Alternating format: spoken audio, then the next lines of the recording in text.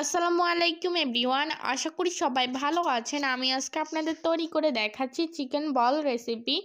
তাহলে কথা না বাড়িয়ে শুরু করা যাক। এই রেসিপিটা আমি খুব অল্প সময়ের মাধ্যমে তৈরি করেছি।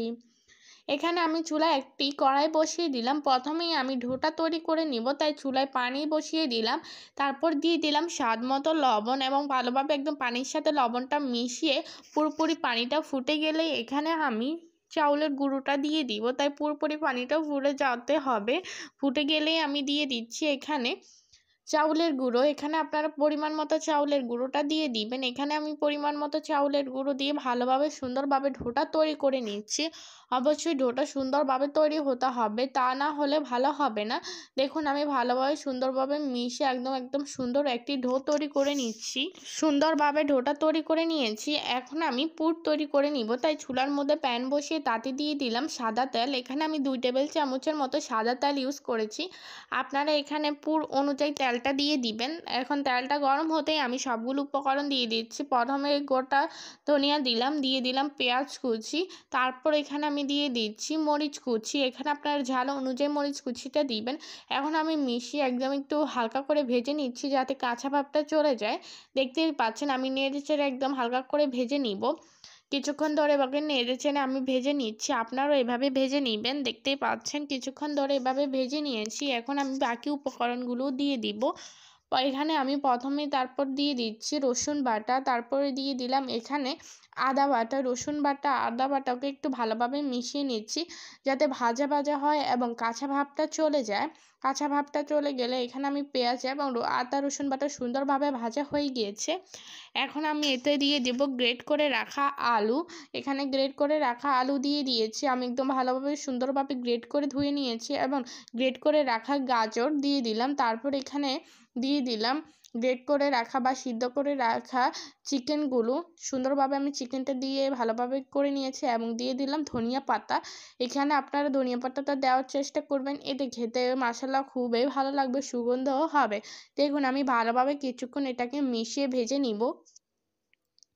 এখানে আপনারা যে কোনো ভেজিটেবলসই ইউজ করতে পারেন, আপনাদের কোনো সমস্যা নেই। এখানে আমি এই 2টা ভেজিটেবলসই ইউজ করেছি এবং কিছুক্ষণ এভাবে ভেজে নেওয়ার পর দিয়ে দিলাম সাদা গোলমরিচের গুঁড়ো, দিয়ে দিলাম ধনিয়া গুঁড়ো, তারপর দিয়ে দিলাম এখানে আমি দিয়ে দিচ্ছি লবণের গুঁড়ো, তারপরে দিয়ে দিলাম জিরে গুঁড়ো, তারপর এখানে দিয়ে দিচ্ছি মরিচের গুঁড়ো। এখানে আপনারা ঝাল অনুযায়ী দিয়ে দিবেন। তারপর এখানে দিয়ে দিলাম 1 টেবিল চামচ আটা, কারণ পুরটা যাতে একটু আঠালো হয় তাই আমি এখানে আটা ইউজ করেছি। আপনারাও আটাটা ইউজ করবেন এবং আমি ভালোভাবে মিশিয়ে নিয়েছি। কিছুক্ষণ ধরে এভাবে মিশিয়ে নিতে হবে। দেখতেই পাচ্ছেন কিছুক্ষণ এভাবে মিশিয়ে ভালোভাবে চুলার আঁচটা লোতে রেখে কিছুক্ষণ ধরে পুরটাকে একদম আলুটাকে সিদ্ধ করে নিতে হবে যাতে পুরোপুরি কোনো কাঁচা ভাব না থাকে এবং সুন্দর একটি কালার চলে আসে।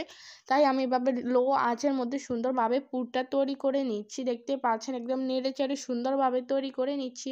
অবশ্যই চুলা একদম নাড়াতে থাকবেন, একদমই কিছুক্ষণ রেখে দেবেন না, তাহলে নিচে লেগে যেতে পারে। কিছুক্ষণ ধরে আমি এভাবে নেড়ে চেড়ে পুরোপুরি পুরটা তৈরি করে নিয়েছি। দেখতেই পাচ্ছেন এখানে আমি যে ডোটা তৈরি করেছি ওই ডোটাকে একদম হাত দিয়ে ভালোভাবে মথে নিচ্ছি। একদম মথে নেওয়ার পর এখন আমি এতে দিয়ে দিব ধনিয়া পাতা কুচি। এখানে অল্প পরিমাণে আমি ধনিয়া পাতা দিয়েছি আর অল্প পরিমাণে চিনি ফ্লেক্স দিয়ে দিয়েছি। এখানে আমি চিনি ফ্লেক্স আর ধনিয়া পাতাটাকে ভালোভাবে ডোর সাথে মিশিয়ে নিব। অবশ্যই সুন্দরভাবে ডোটার সাথে মিশিয়ে নিতে হবে। দেখতেই পাচ্ছেন আমি হাত দিয়ে ভালোভাবে একদম মথে নিচ্ছি।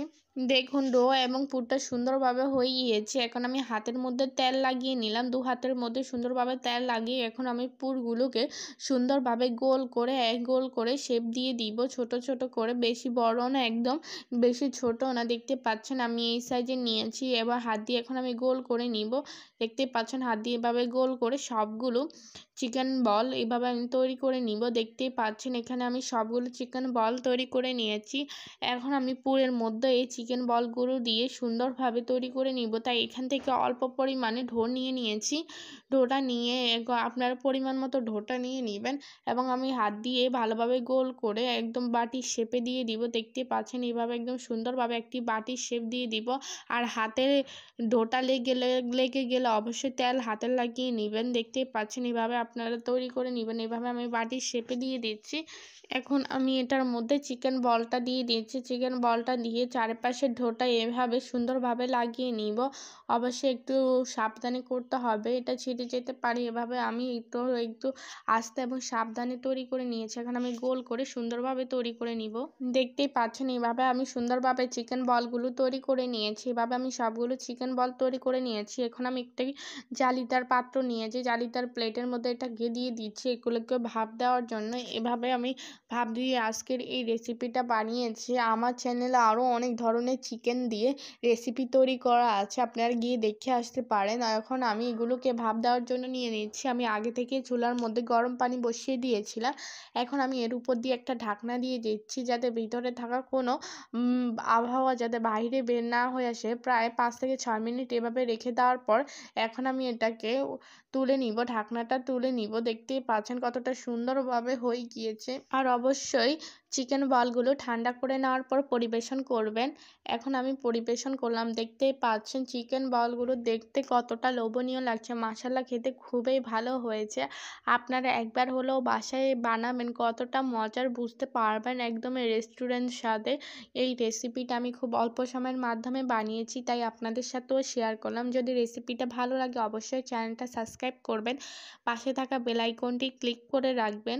আর আপনাদের এখন আমি একটি চিকেন বল ভেঙে দেখাবো ভিতরটা কেমন হয়েছে, কতটা জুসি নরম হয়েছে। দেখতেই পাচ্ছেন কতটা সুন্দরভাবে আমি এই রেসিপিটা বানিয়েছি। ভিডিওতে লাইক কমেন্ট শেয়ার করবেন। ভালো থাকবেন, সুস্থ থাকবেন। আল্লাহ হাফেজ।